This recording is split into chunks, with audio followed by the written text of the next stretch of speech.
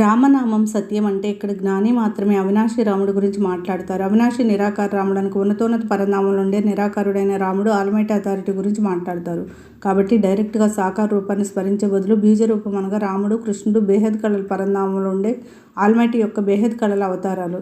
కృష్ణుడు 16 కళలు కాదు. కృష్ణుడు విష్ణువు యొక్క అవతారం కూడా కాదు. విష్ణువు అంటే ఒక బ్రహ్మాండాన్ని పాలన పోషణ చేసేవారు. బ్రహ్మ, విష్ణు, శంకరులను త్రిదేవులు అంటారు. కాబట్టి బ్రహ్మ ద్వారా సృష్టి, విష్ణువు ద్వారా పాలన, శంకరుని ద్వారా వినాశనం జరుగుతుంది. బేహద్ కళలు బ్రహ్మాండం అంటే బ్రహ్మాండము, మహాబ్రహ్మాండము, పరం మహాబ్రహ్మాండము, పరం పరం పరం పరం. బేహద్ కళలు మల్టీవర్స్ అంటే 100 కళలు యూనివర్స్, 16 కళలు గెలాక్సీ, 9 కళలు, అదేవిధంగా బేహద్ కళల అవతారాలు.